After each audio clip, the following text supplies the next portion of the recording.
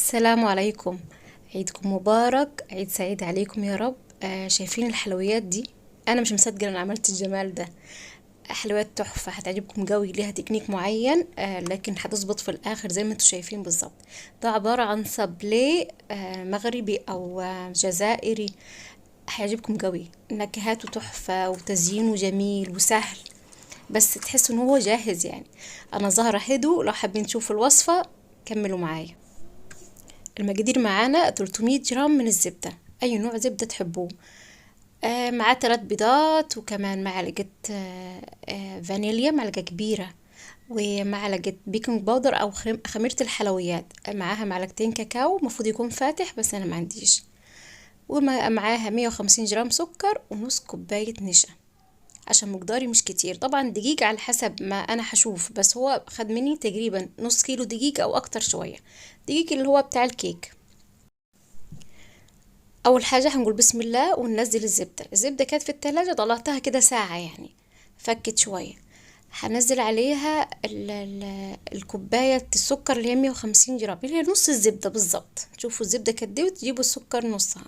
وحطيت عليها كمان الفانيليا وبقيت اضرب فيها زي ما شايفين، هي مش مجمدة قوي بس حلوة يعني. ضربتها كويس. بعد كده هحط عليها بيضة بيضة علشان ما تفكش مني. يعني بعد ما خلاص دوبت السكر بالزبدة، هنزل عليها بأول بيضة، همشيها شوية بالمضرب. ممكن على فكرة تتعمل بالسباتيولا أو بإيديكم، هما بيعملوها المغاربة بإيديهم دايما يعني. هنزل بيضة الأول، أول ما تمشي أثرها كده هضربها. هنزل بالتانية وهكذا لحد ما أخلص 3 بيضات. صابلي هما بيسموه صابلي، أنا كنت فاكر هو مش بالصاد بالسين، بس هو دايما بيقولوا عليه صابلي. فهشوف السين ولا الصاد الصح يعني. زي ما شفتوا دي البيضة التانية، ودي البيضة التالتة. انا شفت الوصفات دي كتير يعني. انا بشوف الحاجات دي بتبقى بقول ازاي عاملينها، يعني تخيلت ازاي بتتعمل. حسيت الموضوع معقد وصعب، بس لا حاولت. وطبعا انا مرات اخويا اصلا جزائريه، فبصي بيعملوا تحف، ما بيعملوش زينا خبيز يعني مبسوس وبيتفور وغريب او غريبه وحاجات زي كده. لا، هم عندهم اختراعات فعلا، تحس ان الواحده شغاله في مصنع يعني. ما شاء الله عليهم، الجزائريين او المغربيين عموما، الله اكبر يعني. زي ما شفتوا بعد ما الدنيا اتوزعت خالص معايا، حطيت النشا على حسب بيزيد او بيقل، بس المقدار بتاعي كان عايز نص كوباية بس. وبعد كده حطيت له الكاكاو، هو المفروض يكون كاكاو بلبن او فاتح يعني. انا ما عنديش، بس ده كويس خالص ونفع. انا شفت فيه دقيق سابليه بيتباع جاهز في بجيب منه طلبات المخبوزات وكده. بس لا، انا حبيت اعمله زي ما هما بيعملوه بالظبط. نزلت بالدقيق، وكمان حطيت معلقة البيكنج باودر او خميرة الحلويات. بقيت بقلب. ليه بقلب؟ عشان طبعا هياخد كمية دقيق اكتر، بس انا مش عايزة من دلوقتي احط ايدي في العجين، لانه بصوا بيشرب بسرعة الدقيق. وعشان كمان ما يكترش مني، بس في الاخر لازم حاجم بايدي يعني عشان اشوف الملمس. ولازم يتحط في التلاجة يرتاح شوية، لان انا ما تبعش نفسي احس ان هو سايب، لا هو مليان زبدة، فلازم ايه احطه في التلاجة يرتاح عشان لما اجي افرد واعرف اذا كان هو محتاج دقيق تاني ولا لا. ده القوام المطلوب والكويس جدا جدا يعني. بيطلع، هو المفروض ما بيطلعش عالي في الفرن، ما بيبقاش نافش قوي، بس لما بتيجوا تاكلوه بيبقى مقرمش بشكل. اول حاجه هعملها واهم حاجه، لازم افرد العجينه بتاعتي دي على حاجه سيليكون زي ما انتم شايفين كده، او كيس نايلون. وبرضه هغطيها بكيس نايلون. ليه؟ لانها طريه جدا، مهما كانت عجينتها كويسه او مظبوطه لا بتبقى برضه طريه، فما ينفعش. مش عارفه اتحكم بيها بايديا يعني. فلازم ايه، اتعامل على ورقه، كيس يعني كيس نايلون من تحت ومن فوق، او السيليكون اللي انتوا شايفينه ده. زي ما شفتوا هفردها بسمك يكون بسيط شوية يعني مش عالي. وكمان عندي زي ما شفتوا قطعتين، يا قطعة عادية وممكن كوباية. انا ما حبيتش يكون كبير قوي، هما بيعملوه كبير كمان. لا، حبيت يبقى اصغر شوية، فعملته بكوباية بأي قطعة معاكم. المفروض ما يبقاش عالي زي ما شفتوا كده، لانه بينفش سنة، بس هو طبيعي انه ما يبقاش عالي اصلا يعني. هحط طبعا الكوبايه في الدقيق عشان او في النشا عشان ما تلزقش او ما تقطع كويس معايا. هعمل كميه كلها، ونص الكميه اللي كان معايا ده انا حطاه في التلاجة، ما ينفعش اسيبه من بره، بالذات في الصيف اللي احنا فيه جو حار جدا يعني، لسه عاملاه فالمطبخ كان فظيع يعني. لازم يكون في جو كويس يعني، لو قاعدين في اوضه او في تكييف يبقى افضل. هقطعها على جوانب سيليكون زي انتوا شايفين كده، او صينيه عاديه لان فيها زبده كتير فمش هتلزق يعني. ادي شكلها. هعمل الكميه كلها بس بحرص يعني.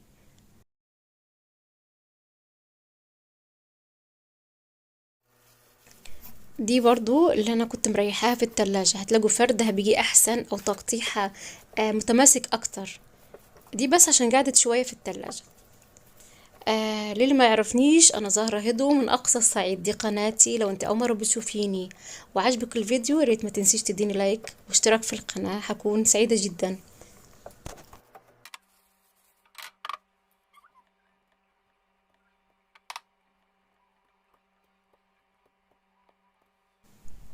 زي ما شايفين متماسكة قوي وحلوة خالص.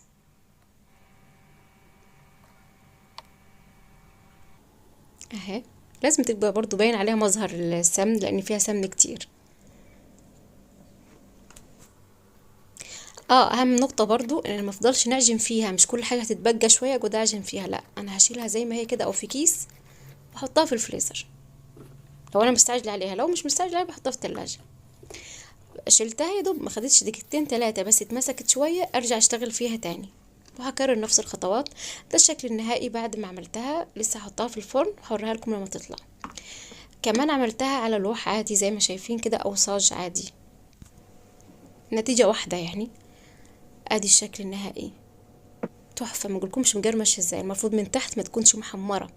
انا سبت شوية كده يعني تحمسوا شوية، بس هي الطبيعي او الصح بتاعها ان تكون كده. تستوي بسرعة جدا، لازم نار تبقى واطية خالص عليها، يعني ما بتاخدش ربع ساعة او اقل في الفرن. اه طبعا هي ليها قصة تاني. قصة ايه؟ ان انا هنزلها في الشوكولاتة بس ده في الاخر، لكن انا بين الاتنين لان هلزق اتنين في بعض، ده الحشو اللي هلزق بيه. انا هطحن اللوز واخليه على جنب، هفنش بيه الموضوع. لكن دلوقتي هعمل ايه؟ عندي كوباية كريم شانتيه، وكمان لبن سخن معايا نص كوباية، وسكر حسب الرغبة. اما الشوكولاتة البيضاء والدارك دي هعمل بيها ترانسفير او ترانسفير بلغتهم يعني جزائريين. جوالب تتشكل فيها زي ما شفتوا عيد سعيد او اشكال كتير تاني. انا بس هبتدي بالحشوة الاول. هعمل ايه؟ حط الشوكولاتة مع اللبن والسكر حسب الرغبة يعني زي ما تحبوه، بس كان مقداره كويس خالص. وكمان معلقتين تلاتة كده كريم شانتيه، وهقلبهم كويس. انا دلوقتي ده بدوبهم. هرجع احط الكريم شانتيه فيها بس بعد ما تبرد واضربها كويس خالص لحد ما يبقى القوام بتاعها تخين قوي، مش زي الكريم شانتيه العادي، لا يبقى تقيل قوي عشان كمان ما يخليش السابليه يبقى متنجع من جوا او بلغتنا احنا نايخ يعني. تمام. عبال طبعا حاططها في الفريزر عشان تبرد او في التلاجة لو تحبوا. عبال ما اعمل ده بسيح الشوكولاته البني اللي شفتوها دي والبيضه، هعمل الترانسفير اللي هو الجوالب دي اهي، دي اللي اقصدها عليها، اللي هي عيد مبارك او الكاروت ده اللي من تحت، او في اشكال كتير في عند بتاع الحلويات يعني، اوريو حاجات كده كتير. بس اللي نفع معايا او اللي حبيته اكتر اللي هو بتاع الخروف ده لانه مناسب عيد الاضحى اكتر يعني. ادي برضو ده جايباه عشان براء يعني، عشان افرح بس بيه ابني. لكن هو الحلو قوي اللي هو بتاع عيد مبارك. هحط الشوكولاته البني دي او الشوكولاته البيضاء في كيس بس عشان اعرف اتحكم فيها، في كيس حلواني. هتبقى سخنه زي ما عارفين لازم يبقى سخنه. وانا مسيح الشوكولاته مش حاطه لها ولا حاجه، ما ينفعش تحطوا زيت وترجع تفك، لازم تبقى جامده قوي. حتى الاولاد ممكن ياكلوها على كده، مش لازم تلزقوها في السابليه يعني، هيبقى فيه كميه فايضه فولادي بياكلوها. زي ما شفتوا ده بعد ما خلصت الكميه. انا عندي بس كريمه البيضه كانت قليله شويه بس عملت بيها برضو كفت يعني معي. هشيلها في التلاجة واشتغل على اللي انا كنت سايباه في التلاجة اللي هو ايه اللي هو الشوكولاتة الدايبة بالسكر واللبن. هرجع احط عليها دي كلها كريم شانتيه. هضربه كويس. انا ممكن جالي الكميه بس انا عايزاه في حاجه تاني فانا كترت شويه. زي ما شفتوا تخين قوي، رجعت زودت عليه شويه لبن بس عشان يبقى سلس معايا، بس لازم يبقى تقيل. لو عملتوه زي الكريم شانتيه بتاع الحلويات العادي ده هيبقى سايح كده، واول ما يقعد شويه من بره هتلاقوه نزل. فلازم يبقى ماسك. حطيت له كمان معلقه كاكاو عشان بس يغير لونه شويه. هحط نص الكميه، وقضت معايا على فكره كل الخبيز ده، او شلت الباقي وحطيته في التلاجة هعمل بيه اكله تانية او وصفه تانية. اهو هلزق كل اتنين ببعض. انا لزقت اول واحده بس ما كانش باينه. زي ما شايفين هو سهل جدا، تحطوه بس على حاجه ما تكونش بتتزحلق زي الطبق ده. وهحط التانية عليه ولازم يبقى عالي زي ما شايفين، وهشيل الزيادات او اسويها علشان ما تنزلش في الشوكولاته لما ايه انزلها في حمام الشوكولاته او في الشوكولاته السايحه. لو سخنه قوي هتلاقوا البتاع فك ونزلت، فلازم يبقى متماسك وحلو. على فكرة انا عملت المفروض يبقى السابليه كله قد بعضه، بس انا عملت شوية واطيين او صغيرين وشوية اكبر شوية، مش حابة يبقى كله مقاس واحد. زي ما تحبوا يعني. في ناس بتعمل اكبر من كده بكتير، بس انا الواحدة دي بتشبعني بشكل. بعد ما عملت الكمية كلها لازم احطها في التلاجة تقعد فترة، يعني تقعد ممكن ساعة او اكتر قبل ما احطها في الشوكولاتة. حطيتها في التلاجة ترتاح. بوريكم الترانسفير ده بعد ما ايه ما طلعت منه عيد مبارك. في اشكال ما كانتش لازقه فيها قوي لان كميه الشوكولاته البيضاء كانت قليله شويه فمش لاحقه. بس البني دي كانت حلوه قوي يعني. زي ما شايفين شكلها يعني متماسك وحلوه. ادي برضو بعد ما طلعتها زي كده احطها في التلاجة، ما ينفعش اسيبها من بره. لا ربما اي اتنين على بعض يدوني ايه لزقه خفيفه او كده. دي الشوكولاته اللي انا هعمل بيها هغلف بيها السابليه، ومعاها لوز مطحون. الشوكولاته دي ما تجيبوهاش دارك، هاتوها فاتحه او باللبن، تبقى احلى بكتير كمنظر. هعمل لها حمام ميه واجي، بس اهم حاجه احط فيها زيت زي ما شفتوا في الاول، لازم تحط فيها زيت، ما ينفعش تبقى ناشفه، ما بتبقاش هتبقاش سلسه معاكم. حطيت فيها زيت، وكمان لو معلقتين زبده. ليه؟ لان الزبده تضمنوا ان لو ساحت وحطها في التلاجة ترجع تمسك، لكن الزيت لو كترتوه هتبقى سايبه طول الوقت. طول الوقت عايزين تبقى في التلاجة يعني. انا زي ما شفتوا حطيتها على طرف معلقه، وبقيت ايه انقط عليها بالمعلقه التانية او على طرف شوكه، ورجعت ايه بكب عليها من فوق بقى. بس لازم اصفيها كويس عشان متبقاش كلها شوكولاته وما تبوظليش الدنيا يعني. لازم على ورق زبده زي ما شفتوا برضو عشان تطلع بسهوله منه. شوكولاته تحفه كانت، لاني باللبن تبقى فاتحه احلى. هعمل طبعا الكميه كلها، بس انا حابه اعمل شويه قليله من اللي انتوا شايفينها دي، وهكمل الباقي كله باللوز. حابه يبقى فيه مظهر اللوز باين اكتر، او الحبيبات دي. تخيلوش الحلويات دي قايمه جدا ازاي يعني، فظيعه يعني. انا يمكن ما لقيتش حاجه تضاهيها عند بتاع الحلويات والله الطبيعي، لكن زي ما قلت لكم المغاربه والجزائريين عليهم اكلات ووصفات في منتهى الجمال، وبتبقى واخده وقت وواخده تعب، واخدة حقها بمعنى أصح. فاحنا مهما عملنا أكيد مش زيهم يعني يا جماعة، احنا بنتعلم منهم. زي ما شفتوا عملت الستة دول، والباقي هعمله بالمكسرات أو باللوز زي ما تحبوا تحطوا مكسرات يعني. اقبليها بصوا هتلاقوها على فكرة سلسة، ما تخافوش تفكروا ان هتبقى تخينة أكتر، لا بالعكس، المكسرات بتخليها تنزل وتتشكل أسهل على الصبلي. أهم حاجة على ورق زبدة. قبل ما ده بصوا بلين شوية، هعمل ايه؟ هلزق فيه اللي هو بتاع القالب ده اللي هو ترانسفير. ممكن تسيبوها على كده يعني براحتكم لو مش عايزين تحطوا حاجة زي كده، بس دي هيبقى مناسب للأعياد. وهيبقى يشرفكم قوي لو بتقدموا له ضيوفكم في العيد. فعلا مش هيصدقوا ان انتوا اللي عاملينه. ما شاء الله تبارك الله تحفة. ده الجزر ده عشان براء، هعمل له كام واحده بيها والباقي بياكلوا على كده. اوريو برضو، بس انا محبتش اوريو. ليه؟ لاني اوريو لو انا عامله اوريو هلزق فوقيه اوريو لكن انا مش عامله اوريو اصلا. جينا بقى للتقديم. اهم حاجه صينيه حلوه. هحط جوال بالكب كيك. ده اللون ده ذهبي تحفه. لون بودر بيتجاب من عند برضو بتاع الحلويات، رخيص جدا، ب25 جنيه. الكمية دي تعمل كتير يعني، برونز او كده يعني، او بص هو جولدن تاتش كده يعني، هتحطوا اللمسة الذهبية زي ما تحبوا تحطوه او لا. بس انا اول ما عملت بيه عجبني قوي. انا اول مرة اجربه. بس الست اللي اديتهولي قالت لي ان اهم حاجة تكون الشوكولاتة جافة تماما قبل ما تدهنوه، عشان يعني يرضى يبقى لامع وشكله مظبوط. اهو زي ما شايفين من تحت ما شاء الله متغلفة من تحت وفوق شوكولاتة. انا فخورة بنفسي اني عملت الوصفة دي، عجبتني قوي. بنتي كانت بتساعدني بتصورني، فايه يا ماما ازاي عاملة الحاجات دي وتحفة. بقت مبسوطة، بقت تعمل معايا برضو في الاخر. فرشة طبعا نظيفة يا جماعة، هخصصها للحلويات، هي اساسا مش بتاعة حلويات، بس انا ايه هخليها للحلويات.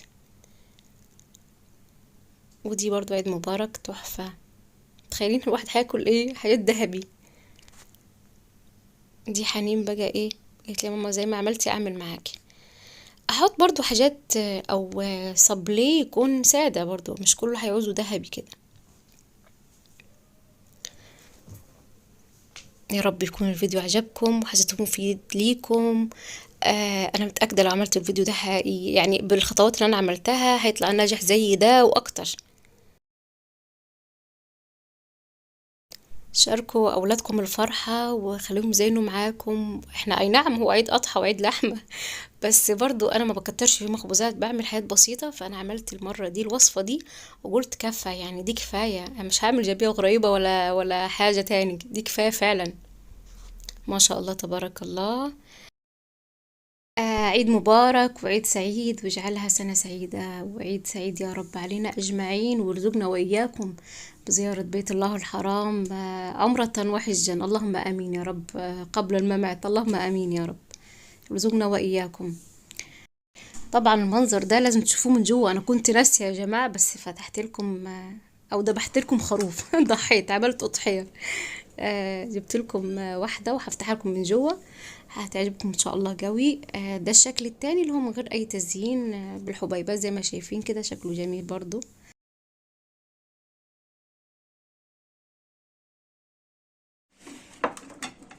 نختاروا انهي حنين نقسموها.